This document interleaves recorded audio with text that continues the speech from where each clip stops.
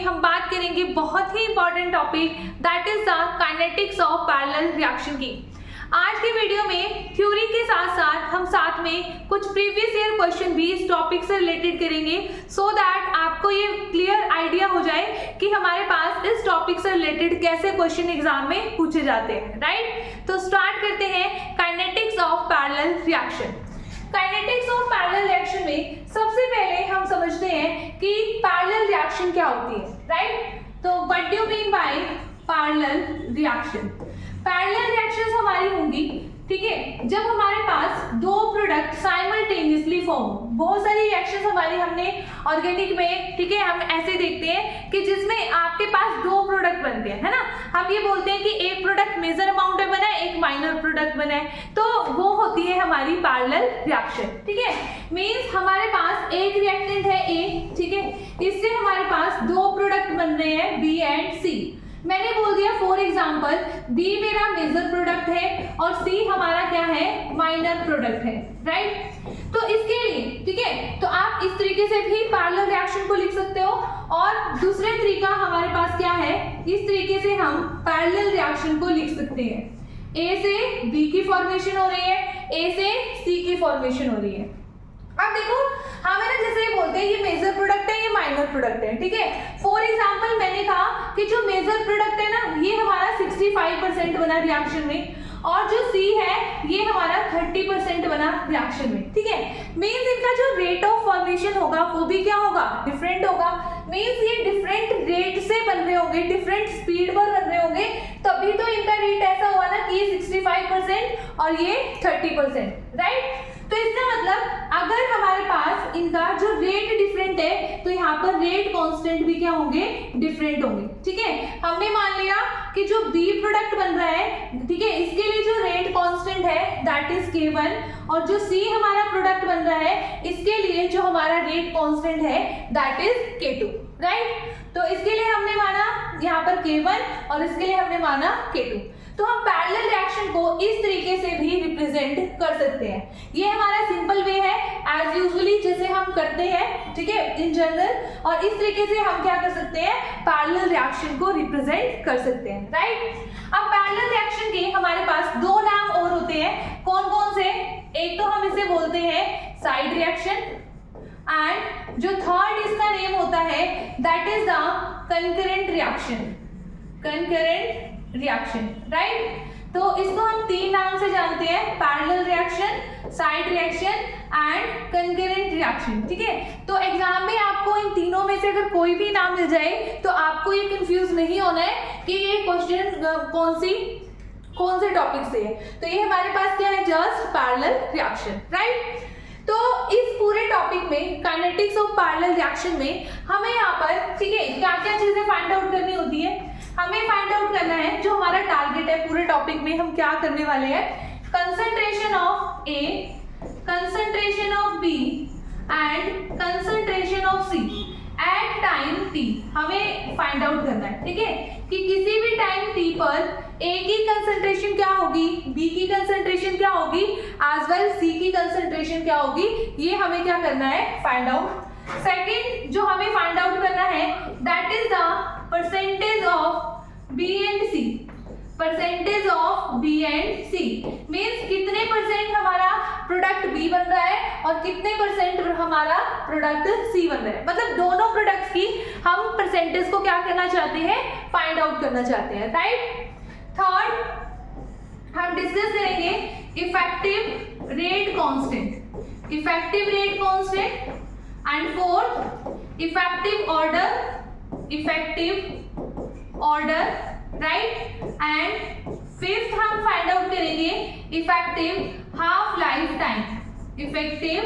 Half life time, right, ठीक है। तो अगर हम इसको एक ही वीडियो में करें तो एक ही वीडियो बहुत ज्यादा ही लेंथी हो जाएगी, इसलिए आज के वीडियो में हम इन टू पार्ट्स को यहाँ पर कवर करेंगे और इनसे रिलेटेड ही हम जो प्रीवियस ईयर क्वेश्चंस है वो करेंगे, राइट। और जो रिमेनिंग के हमारे पास third, fourth and fifth point है ये हम पार्ट 2 में डिस्कस करेंगे। ओके स्टूडेंट्स, ठीक है। तो हमारा एम क्या है यहाँ पर, concentration of A, B and C find out करना at any time t and second हमारा टारगेट है कि कितनी परसेंटेज हमारे प्रोडक्ट्स की बनी है बी एंड सी की, राइट। ओके, तो स्टार्ट करते हैं। सबसे पहले हम डेरिवेशन से, ठीक है, डेरिवेशन के थ्रू हम इसे पूरा का पूरे कंसेप्ट को हम समझेंगे एंड देन हम फिर उसके क्वेश्चन सॉल्व करेंगे, ठीक है। कई स्टूडेंट्स क्या करते हैं एग्जाम के लिए सिर्फ इसका फॉर्मूला यहाँ पर लर्न कर लेते हैं, ठीक है, बट है ना कई बार, ठीक है, जो एग्जाम में क्वेश्चन आता है वो बिल्कुल बेसिक पॉइंट से आ जाता है, तो जिन्होंने डायरेक्ट फॉर्मूला लर्न किया होता है तो उनका वो क्वेश्चन फिर नहीं हो पाता, ठीक है। तो अभी मैं आपको थ्योरी में वो पॉइंट बता दूंगी कि कहाँ से कौन सा क्वेश्चन आता है और कहाँ पे, ठीक है। अगर हमने सिर्फ फॉर्मूला लर्न किया हो तो हमसे वो क्वेश्चन एग्जाम में नहीं होता, राइट, ठीक है। तो चलो फिर स्टार्ट करते हैं हमारे पास, ठीक है। हमने अगेन यहाँ पर रिएक्शन लिख ली, A gives B and A simultaneously gives C,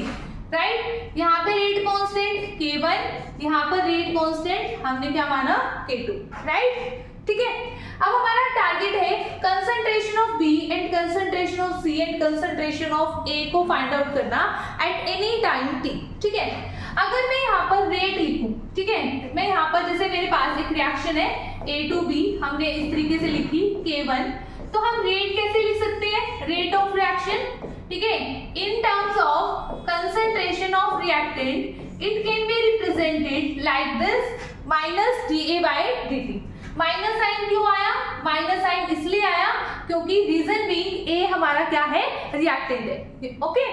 तो ये चला इज इक्वल टू, मैं क्या लिख सकती हूँ, K1 into concentration of A, K1 into concentration of A, right. अगर हम इसे लिखें इन टर्म्स ऑफ कंसंट्रेशन ऑफ, ठीक है, प्रोडक्ट कंसंट्रेशन, तो हम इसे ऐसे भी लिख सकते हैं भाई, कंसंट्रेशन ऑफ dB अपॉन में dt, राइट, ठीक है, ये भी हम लिख सकते हैं। पर हमने यहाँ पर हम क्या कंसीडर कर रहे हैं, यहाँ पर हम ले रहे हैं माइनस dA अपॉन में dt is equal to K1 into concentration of A, right, ठीक है। तो ये हमारे पास क्या है, ये इक्वेशन नंबर 1 हमने लिखी। सिमिलरली वी कैन राइट, ठीक है, A to C means A gives C, but यहाँ पर रेट कांस्टेंट क्या है, K2 है, ठीक है। And similarly we can write change in concentration of A with respect to time is given by K2 into concentration of B and that is our equation number 2, ठीक है। अब हम क्या करेंगे, ऑल ओवर, हमें क्या फाइंड आउट करना है यहाँ पर, ऑल ओवर पहले, ठीक है, इन दोनों से फ्रॉम 1 and 2 से हम कैसे लिख सकते हैं, अगर हम ऐड करें 1 and 2 को, ठीक है, ऐड 1 and 2, ठीक है, फ्रॉम 1 and 2 लिखो बल्कि, ठीक है, यहाँ पर फ्रॉम 1 and 2, अगर हम पूरी ओवरऑल रिएक्शन के लिए देखो A से B भी बन रहा है और A से C भी बन रहा है, तो आपके पास ओवरऑल आप जो change in concentration of reactant है A है विद रिस्पेक्ट टू टाइम कैसे लिख सकते हो, ठीक है, देखो ध्यान से,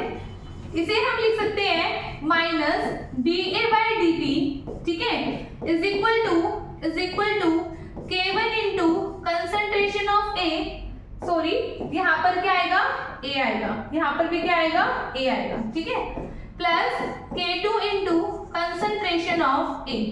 राइट। तो ये हो गई हमारी इक्वेशन नंबर 3, ठीक है। ऐड नहीं करना, ऐड करने का इसका मतलब ये है कि A से B भी बन रहा है और A से C भी बन रहा है, तो हम ओवरऑल पूरी रिएक्शन के लिए हम क्या लिख सकते हैं, रेट ऑफ रिएक्शन कैसे लिख सकते हैं, लाइक दिस, राइट, ठीक है। चलो उसके बाद हम क्या करते हैं, ठीक है, देन हमने यहाँ पर लिख लिया माइनस dA/dt, ठीक है, वही मैं सेम लिख रही हूँ, इज इक्वल टू, यहाँ पर मैंने क्या लिया, कंसंट्रेशन ऑफ A कॉमन ले लिया और यहाँ पर मैंने क्या लिख दिया, K1 प्लस K2, राइट, ठीक है। अब देखो ध्यान से, ठीक है, जो हमें पॉइंट समझना है मेन, ठीक है, वो आपको कैसे समझना है। अब ध्यान से देखो, हमने कहा कि ये इस तरीके से रिएक्शन हो रही है, ठीक है, इस तरीके से हमारे पास रिएक्शन हो रही है, ठीक है, और हमारे पास यहाँ पर K1 और यहाँ पर K2, राइट। अब मैंने ये मान लिया कि at time t is equal to 0, ठीक है, at time t is equal to 0 पर A की कंसंट्रेशन मैंने मान ली कितनी थी, स्मॉल a थी, ठीक है। यहाँ से इस पार्ट को मैं इसलिए समझा रही हूँ, रीजन भी यहाँ से कई बार एग्जाम में क्वेश्चन बन जाता है, ठीक है। t इज इक्वल टू 0 पे हमने कंसंट्रेशन मानी A, तो यहाँ पर t इज इक्वल टू 0 पर इसकी कंसंट्रेशन कितनी होगी 0 होगी, और यहाँ पर at t is equal to 0 पर c भी कितना होगा 0 होगा, राइट। ठीक है, यहाँ पर फिर हमने मान लिया कि एक टाइम t पर जो x अमाउंट है वो a का रिएक्ट कर गया, ठीक है, एट एनी टाइम t। देखो t is equal to t लिखा है, मैंने मान लिया कि इसका x अमाउंट क्या हो गया रिएक्ट कर गया, और यहाँ पर क्या बन गया a माइनस एक्स। यहाँ पर कितनी कंसंट्रेशन बच जाएगी a माइनस एक्स। इस पॉइंट को बड़े ध्यान से समझना, a माइनस एक्स, राइट। फिर मैंने कहा एट टाइम t पर, ठीक है, at time t is equal to t पर यहाँ पर मैंने मान लिया कि कितना अमाउंट बना y,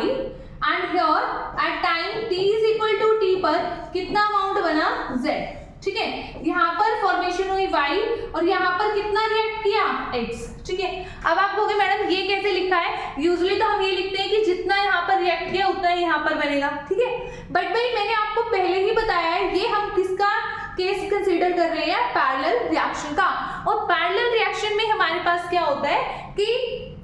एक मेजर प्रोडक्ट होता है, एक माइनर प्रोडक्ट, ठीक है। फॉर एग्जांपल अगर मैं ये कहूँ, ठीक है, कि यहाँ पर मेरे पास सपोज करो कि मेरे पास a क्या था 100 था, ठीक है, a मेरे पास क्या था 100, ठीक है, x मेरे पास 100 हो गया, फॉर एग्जांपल 100 रिएक्ट कर गया x इज इक्वल टू 100, ठीक है। तो उसमें से मैं ये बोल रही हूँ कि ये मेरा 65 बन रहा है, ये मेरा 35 बन रहा है, फॉर एग्जांपल, ठीक है, मैं एग्जांपल के अकॉर्डिंग बता रही हूँ। तो देखो x की वैल्यू तो आपके पास 100 थी ना, ठीक है, या फिर आप ऐसे 100 भी मत मानो, ठीक है, आप ऐसे मान सकते हो, ठीक है। अगर मैंने मान लिया x मेरा कितना है, ठीक है, x मेरा है 40, फॉर एग्जांपल x की वैल्यू है 40, ठीक है, a की वैल्यू कितनी थी 100 थी,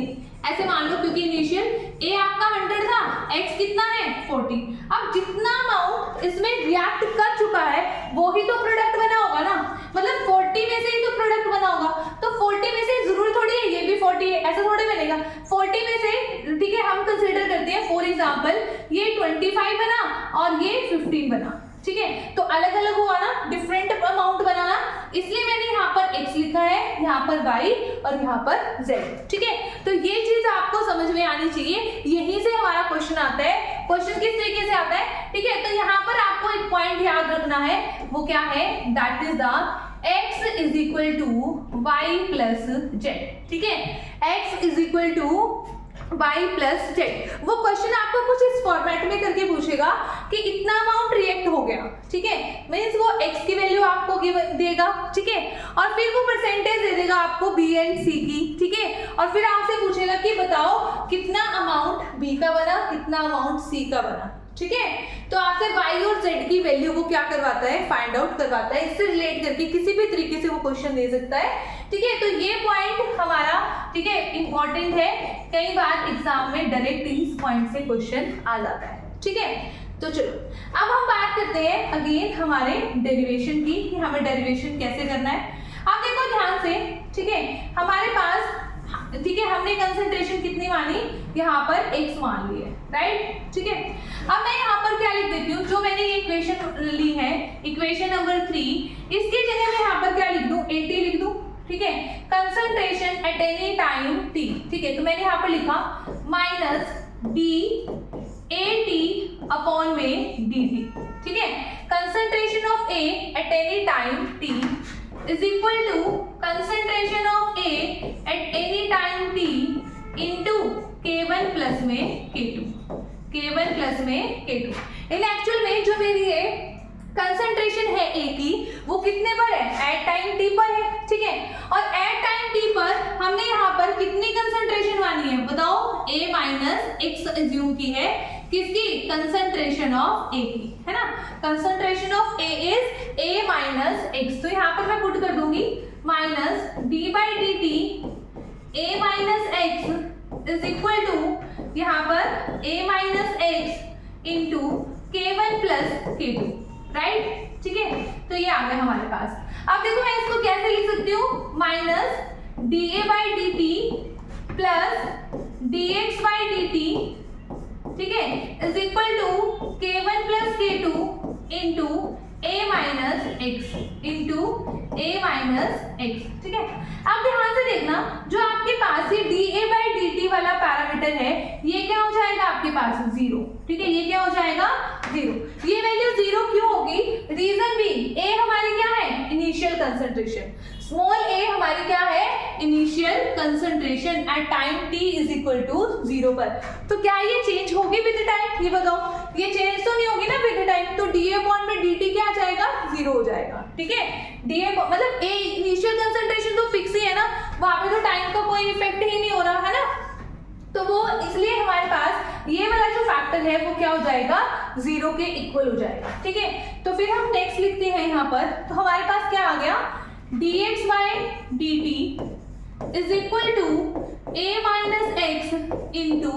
k1 plus k2, ठीक है। तो हम यहाँ पर क्या करेंगे, यहाँ पर हम वेरिएबल्स को सेपरेट कर लेंगे, ठीक है। इसी इक्वेशन नंबर हम 4 का नाम दे देते हैं, ठीक है, इसी इक्वेशन नंबर 4 का नाम, ये इक्वेशन नंबर 4 है हमारी। अब देखो यहाँ पर हमने,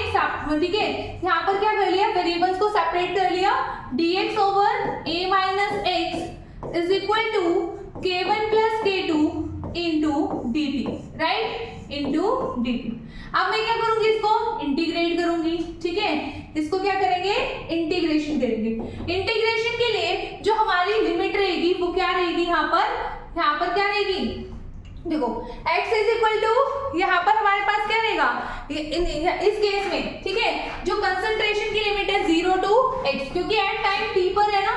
एट टाइम t पर है, t पर हमने माना कि x अमाउंट रिएक्ट कर गया है ना, तो 0 से x, ठीक है, टाइम की लिमिट 0 to t, इसकी क्या आ जाएगी हमारे पास, इसका आ जाएगा minus logarithm of a minus x, ठीक है। इसका जो इंटीग्रेशन आएगा वो क्या आएगा, माइनस साइन आएगा, ठीक है, natural logarithm of a minus x, और x यहाँ पर कोफिशिएंट के अकॉर्डिंग माइनस साइन आ जाएगा। k1 प्लस k2 हमारा कांस्टेंट है, k1 प्लस k2 कांस्टेंट है, और इसका इंटीग्रेशन हमारे पास आ जाएगा t फ्रॉम 0 to t, ठीक है, 0 to t। उसके बाद हमने क्या किया, यहाँ पर इसकी लिमिट्स को पुट कर दिया, तो लिमिट को पुट करने पर हमारे पास क्या जाएगा, ln of a minus x, यहाँ पर x की जगह जब 0 पुट करोगे तो क्या आएगा, ln ऑफ a आएगा, right, is equal to k1 plus k2 into यहाँ पर t upper limit minus lower limit, ये आ जाएगा। अब देखो इसको मैंने कैसे लिखा, natural logarithm of a minus x over a, क्योंकि ये क्या है, ln of m minus ln of n, ठीक है, इसको हम ऐसे लिख सकते हैं, ये नेगेटिव साइन, इस नेगेटिव साइन को हम इधर ले जाएंगे और ये क्या बन जाएगा, minus k1 plus k2 into में t, राइट। अब देखो मैंने इसको कैसे लिखा, यहाँ पर हमारे पास ये चीज बन गई। अब मैं इसको कैसे लिख सकती हूँ, इसको हम लिख सकते हैं कुछ इस तरीके से, ध्यान से देखना, कि है ना नेचुरल लॉगरिथम। अब हमने इसको e की पावर कर दिया, क्या कर दिया, e की पावर कर दिया, ठीक है। तो मेरे पास आ जाएगा a minus x over a, ठीक है, टेकिंग नेचुरल लॉगरिथम, ठीक है, e की पावर हमने कर दिया, तो e की पावर ln ये तो कैंसिल हो जाएगा, और यहाँ पर क्या आ जाएगा, e की power minus k1 plus k2 into में t, ठीक है, आई चीज समझ में। तो यहाँ पर आ गया a minus x is equal to a into e की power minus k1 plus k2 into t, right. a minus x हमारा क्या है, concentration at any time t, यही तो थी हमारी, ठीक है, at हमारी क्या थी, a माइनस एक्स थी, है ना, देखो यहाँ पर, ठीक है, कंसंट्रेशन ऑफ at थी a माइनस एक्स, राइट। तो at इज इक्वल टू, और a हमारी क्या थी, concentration at time t is equal to 0, a not into e की power minus k1 plus k2 into में t, ठीक है। तो ये हमारा क्या आ गया, ये हमारी आ गई concentration of A at time t, ठीक है। तो हमारी A कंसंट्रेशन आ गई है, concentration of A at any time t is given bye A not into e की power minus k1 plus k2 into t, ठीक है। तो ये हमारा एक रिजल्ट आ गया भाई यहाँ पर। अब हम सिमिलरली क्या फाइंड आउट करेंगे, अब हमारा टारगेट है concentration of B at any time t find out करना, and concentration of C at any time t find out करना, ठीक है। अब देखो ध्यान से, concentration of B at any time t कितनी थी, y, it means we have to find out the value of y and z, ठीक है, क्योंकि C की कंसंट्रेशन हमने कितनी मानी है, z मानी है, ठीक है। कंसंट्रेशन ऑफ B क्या है, इसको आप y लिख सकते हो और इसे आप क्या लिख सकते हो, z लिख सकते हो, ठीक है, इसके अकॉर्डिंग। तो चलो अब हम फाइंड आउट करते हैं हमारे पास नेक्स्ट कंसंट्रेशन ऑफ B, ठीक है। कंसंट्रेशन ऑफ B की हम डेरिवेशन करेंगे एंड कंसंट्रेशन ऑफ C हमारे पास सिमिलरली करके वहां से हमारे पास इसकी डेरिवेशन आ जाएगी, ठीक है, क्योंकि सिमिलर है, दोनों ही प्रोडक्ट है ना, कंसंट्रेशन ऑफ B भी और हमारे पास C भी, दोनों ही हमारे पास क्या है, प्रोडक्ट है, राइट। तो अब हम फाइंड आउट करते हैं कंसंट्रेशन ऑफ B, ठीक है। अब देखो हमने ऐसे लिखी थी, ये थी हमारी पैरेलल रिएक्शन, राइट, यहाँ पर K1 यहाँ पर K2, राइट। अब मैंने क्या लिखा, जब A से B, A से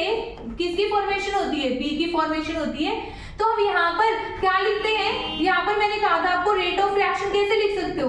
माइनस dA/dt भी लिख सकते हो, is equal to in terms of V क्या लिख सकते हो, dB/dt लिख सकते हो, and K1 into concentration of A, जो मैंने आपको बिल्कुल फर्स्ट स्टेप बताया था इक्वेशन नंबर 1, ये बिल्कुल सेम है, ठीक है। अब मुझे फाइंड आउट करना है, मैं इंटरेस्टेड हूँ आपको फाइंड आउट करने में, क्या, concentration of B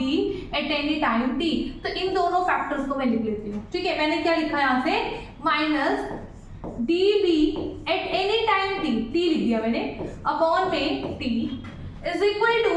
K1 into concentration of A at any time t, right, ठीक है। अब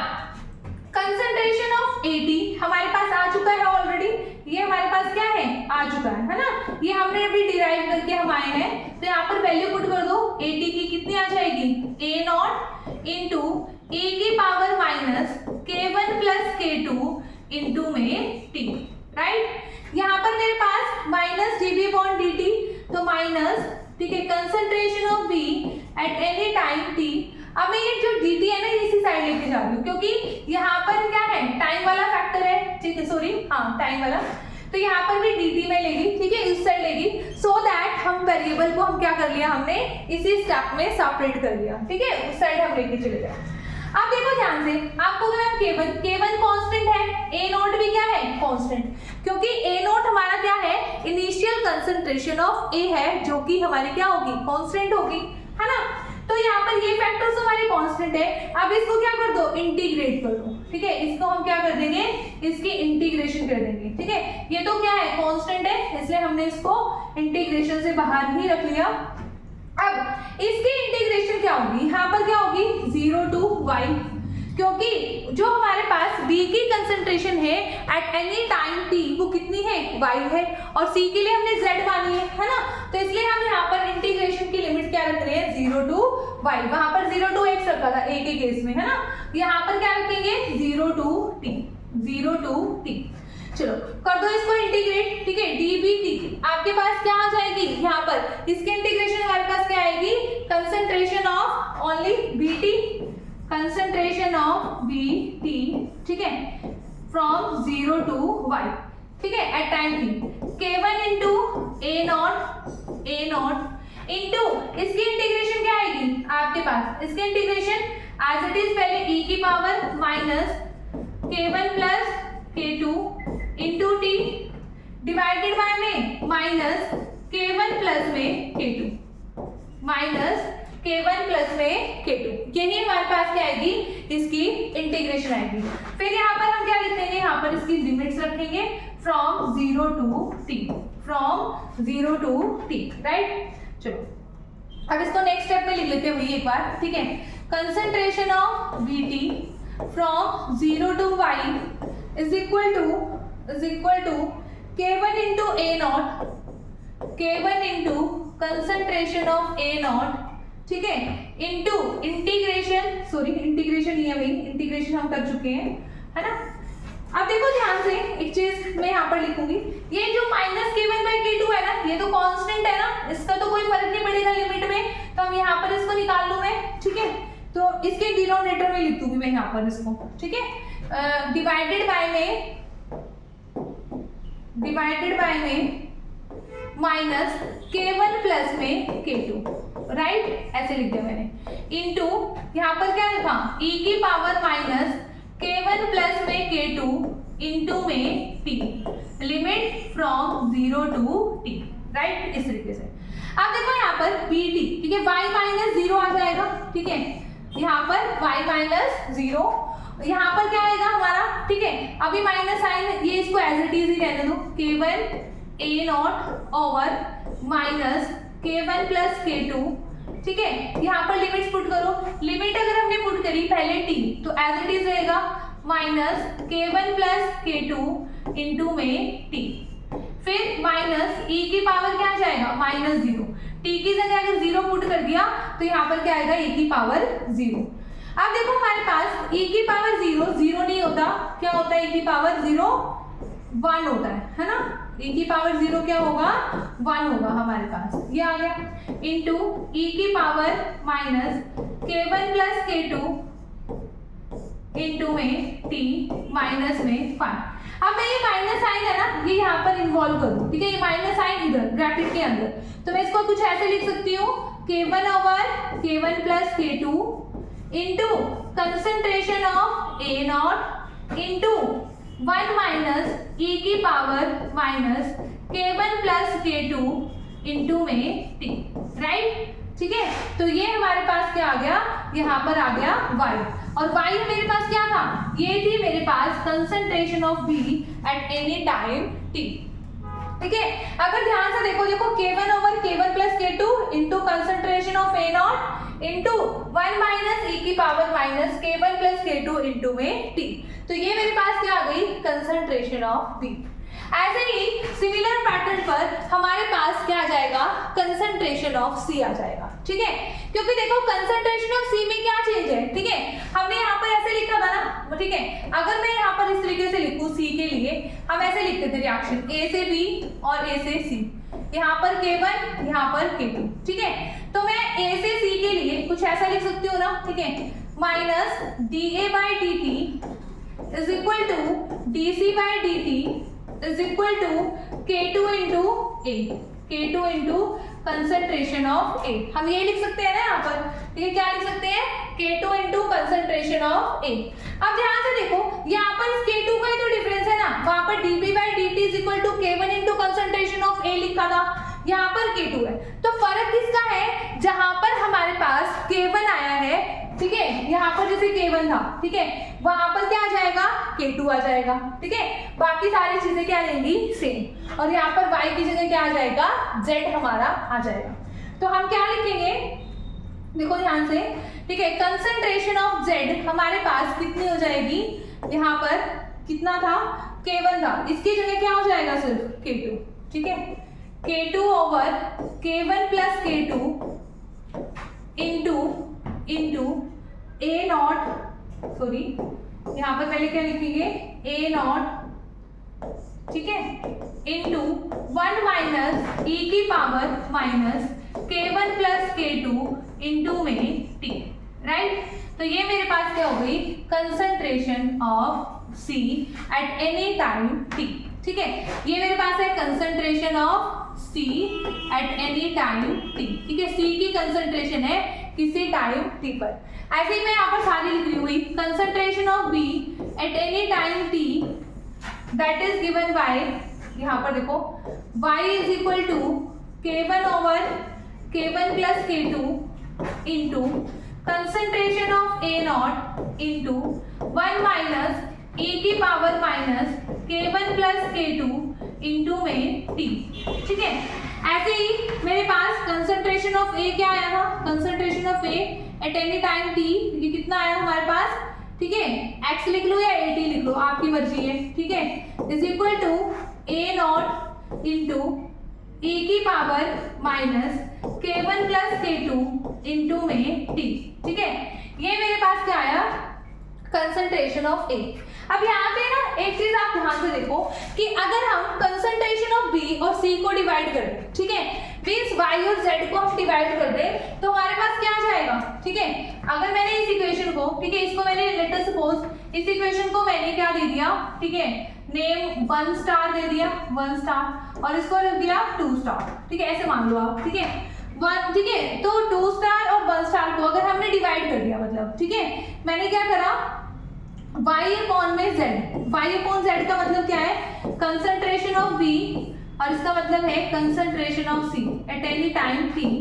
इज इक्वल टू क्या आ जाएगा यहाँ पर, ठीक है, K1, बाकी सारे फैक्टर तो सेम है, K1 प्लस K2 इससे ही कैंसिल हो जाएगा, इससे ये कैंसिल, तो सिंपल हमारे पास क्या आ जाएगा, K1 अपॉन में K2 आ जाएगा, क्या आ जाएगा, K1 प्लस में K1 अपॉन में K2, ये आ जाएगा concentration of B by C is equal to K1 upon में K2, राइट, ठीक है। तो ये हमारे पास क्या हो गया, एक्सप्रेशन हो गया। अब ये तो हमारे पास आ गया, ठीक है, concentration of A, concentration of B and C, ठीक है, एट एनी टाइम t। अब हम इसकी परसेंटेज कैसे फाइंड आउट करेंगे, कि हमें क्या फाइंड आउट करना था, percentage of B and percentage of C को हमें फाइंड आउट करना था। तो वो एक बार आप ध्यान से देखो, ठीक है, यहाँ पर परसेंटेज ऑफ B, ठीक है, परसेंटेज ऑफ B हम कैसे फाइंड आउट करेंगे, ध्यान से देखो, कंसंट्रेशन ऑफ B, देखो दो प्रोडक्ट बन रहे हैं, ठीक है, B एंड C, ठीक है, तो B की परसेंटेज निकालना चाहते हो तो B अपॉन में टोटल प्रोडक्ट इनटू में 100, ऐसे लिखोगे ना, कैसे लिखोगे, concentration of B at any time t over total concentration at any time t into में 100, है ना। तो यहाँ पर आप क्या लिखोगे, यहाँ पर B की कंसंट्रेशन आपके पास इसमें K1 इन्वॉल्व है ना, उसमें क्या इन्वॉल्व था, K1, इसको आप कैलकुलेट कर लेना, K1 इंटू x मान लो उसको, उस पूरे फैक्टर को आपने क्या मान लिया, a note into 1 minus e की पावर माइनस जो भी है उसको आपने क्या मान लिया, यहाँ पर x मान लिया, ठीक है, अपॉन में b अपॉन c, यहाँ पर K1 plus K2 into x, वो फैक्टर तो फिर भी कॉमन आएगा, ठीक है, इसको कैपिटल X मान लो, ठीक है, ऐसे कंफ्यूज मत होना, इसको आप क्या मान लेना, कैपिटल X, इस पूरे फैक्टर को। मैं भी बता देती हूँ आपको मैं किस फैक्टर की बात कर रही हूँ, देखो ध्यान से, ठीक है, मैं इस पूरे फैक्टर की बात कर रही हूँ, यहाँ से लेकर, ठीक है, जैसे ये कंसंट्रेशन ऑफ I है ना, ठीक है, इस पूरे फैक्टर को आप क्या मान लोगे, दिस फैक्टर, इस पूरे फैक्टर को आप क्या मान लोगे, यहाँ पर आपका दैट इज वो क्या हो जाएगा हमारे पास 1 मिनट, हाँ जी, ठीक है, इस पूरे फैक्टर को आप मान लोगे x, ठीक है, इस पूरे फैक्टर को क्या मान लोगे, x, ठीक है, इस तरीके से, यहाँ पर इसको मैंने कैपिटल X कहा है, ठीक है, नेक्स्ट एक्सप्रेशन में। अब देखो ध्यान से, अगर ये x है इनटू में 100, तो ये तो कैंसिल ही हो जाएगा, तो सेम फैक्टर है, ठीक है, तो आपके पास परसेंटेज कितनी आ जाएगी, K1 over K1 plus K2 into में 100, ठीक है, मीन्स इसमें आपको कोई कंसंट्रेशन की वैल्यू नहीं चाहिए, अगर आपको सिर्फ K1 एंड K2 गिवन है then you can also find out the percentage of B and percentage of C, ठीक है। तो सिमिलरली हमारे पास परसेंटेज ऑफ C क्या आ जाएगी, परसेंटेज ऑफ C में K2 आ जाएगा न्यूमरेटर में, K2 over K1 plus K2 into में 100, राइट, ठीक है। तो इस तरीके से हम फाइंड आउट कर सकते हैं percentage of B and percentage of C, ठीक है। चलो अब हम स्टार्ट करते हैं इसके कुछ क्वेश्चंस, ठीक है, इसके जो प्रीवियस ईयर क्वेश्चंस आए हुए हैं, ठीक है, अब हम वो देख लेते हैं वो कैसे आए थे, ठीक है, बहुत ही इजी क्वेश्चंस आए थे भाई, देखो ध्यान से, ये क्वेश्चन हमारा प्रीवियस ईयर क्वेश्चन है, कहता है यहाँ पर ये पैरेलल रिएक्शन दे रखी है, ठीक है, A से B बन रहा है, A से C, K1 की वैल्यू गिवन है, K2 की वैल्यू हमें गिवन है, कहता है A डिकम्पोज एज, ठीक है, like this, the rate of disappearance of B, the rate of disappearance of B, ठीक है, डिसअपीयरेंस नहीं, appearance of B, sorry, rate of appearance of B आना चाहिए यहाँ पर, ठीक है, क्योंकि B बन रहा है ना प्रोडक्ट, इसलिए taking 2 molar concentration of A at any time t, ठीक है, किसी टाइम t पर कंसंट्रेशन कितनी माननी है आपको, 2 मोलर माननी है A की, इज इक्वल टू, नहीं sorry, at any time t is equal to, मतलब AT की वैल्यू वो आपसे पूछ रहा है, इट मींस वो आपसे क्या पूछ रहा है, AT आपसे फाइंड आउट करवा रहा है, ठीक है, AT आपसे फाइंड आउट करवा रहा है, A नोट उसने क्या दिया आपको, इनिशियल कंसंट्रेशन दिया है, ठीक है, A नोट आपको उसमें क्या दी है, इनिशियल कंसंट्रेशन आपको दी है, ठीक है, आई थिंक सो आप इस क्वेश्चन को कर सकते हो बड़ी आसानी से, है ना। तो देखो ध्यान से, हमारे पास उसने लिखा है 2 molar concentration of A at any time t, ठीक है, पहले तो वीडियो को पॉज करो, खुद से सॉल्व करके देखो, ठीक है, हाँ। अब हमारे पास हम कैसे फाइंड आउट आउट करेंगे यहाँ पर इस क्वेश्चन को, देखो रेट इज इक्वल टू हम क्या लिख सकते हैं यहाँ पर, ठीक है, रेट इज इक्वल टू, मैं नेक्स्ट स्लाइड पर लिख देती हूँ भाई, ठीक है, नेक्स्ट स्लाइड पर लिख देती हूँ, ठीक है। यहाँ पर देखना हमारे पास मैं लिख सकती हूँ रेट, जैसे ए है, ए से बी बन रहा है और सी बन रहा है, ठीक है। यहाँ पर K1 की वैल्यू गिवन है, K2 की वैल्यू गिवन है, ठीक है।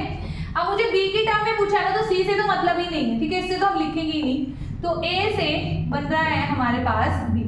A से मेरे पास क्या बन रहा है B, राइट। यहाँ पर 2B गिवन है भाई, सॉरी,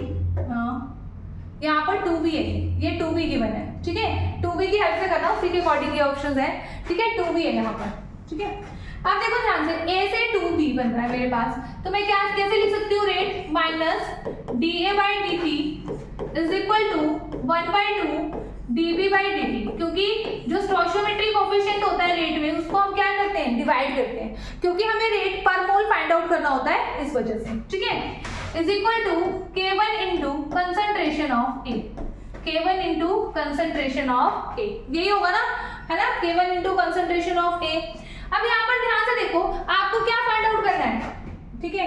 आपको फाइंड आउट करना है the rate of appearance of b, कि रेट ऑफ बी आपको फाइंड आउट करना है। It means you have to find out dB upon में dt,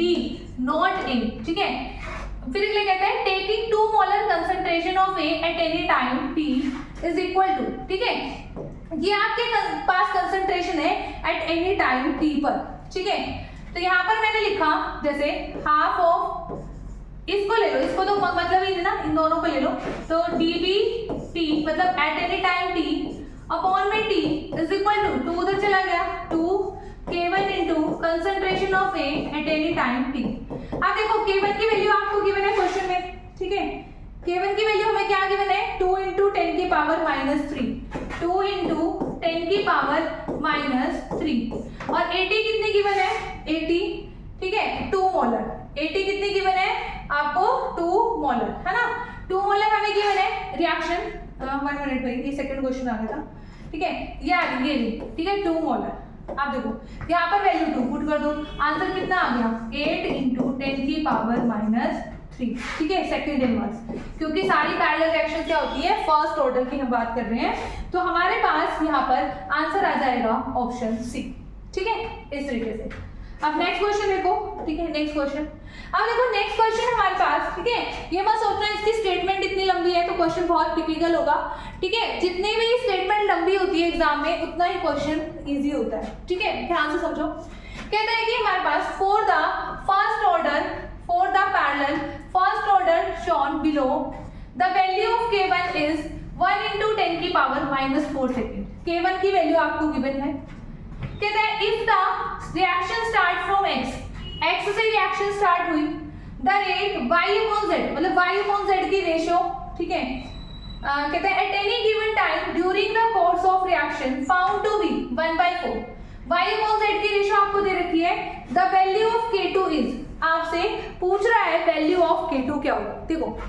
यहाँ पर जो हमारे पास y और z है, हमने क्या माने थे, b और c माने थे, हमने क्या माने थे, b और c, तो आपको ध्यान हो तो हमने लिखा था concentration of B over concentration of C is equal to K1 plus में K2, ये लिखा था ना, is equal to K1 plus K2। अब यहाँ पर कंसंट्रेशन ऑफ B की जगह इन्होंने क्या दे रखा है, Y, और उसकी जगह Z, तो मैं कंसंट्रेशन ऑफ B की जगह कंसंट्रेशन ऑफ Y लिख लूंगी और C की जगह Z लिख लूंगी, K1 अपॉन में K2। अब ये रेशियो इन्होंने दे रखी है, ये रेशियो कितनी है, 1/4, 1 अपॉन में 4 is equal to K1 bye में K2, ठीक है। तो हमारे पास K1 की वैल्यू गिवन है, K1 की वैल्यू कितनी दे रखी है इन्होंने, 1 इंटू 10 की पावर -4, ठीक है, 10 की पावर -4 ओवर में K2, यहाँ पे क्या आ गया 1/4, तो हमारे पास K2 की वैल्यू कितनी आ गई, 4 इंटू 10 की पावर -4, ठीक है, यहाँ ये चीज आ गई हमारे पास। तो देखो ध्यान से आंसर क्या हो जाएगा, ठीक है, आंसर हो जाएगा 4 इंटू, ये है ना हमारे पास, ठीक है, 4 इंटू 10 की पावर माइनस में 4 सेकेंड इनवर्स, क्योंकि फर्स्ट ऑर्डर काइनेटिक है, फर्स्ट ऑर्डर काइनेटिक के लिए हमारे पास रेट कांस्टेंट की यूनिट्स क्या होती है, सेकेंड इनवर्स, राइट। तो हमारे पास यहाँ पर आंसर आ जाएगा ऑप्शन नंबर सी, ठीक है। तो ये हमारा प्रीवियस ईयर क्वेश्चन है अभी, ठीक है, गेट के एग्जाम में क्वेश्चन आया था हमारा। तो इस तरीके के क्वेश्चंस रहते हैं हमारे पैरेलल रिएक्शन से। बाकी जो 3 पॉइंट्स है, effective order, effective rate constant and effective half life time, ठीक है, ये हम नेक्स्ट पार्ट 2 में डिस्कस करेंगे। ओके स्टूडेंट्स, तो मिलते हैं नेक्स्ट वीडियो में। Thank you so much.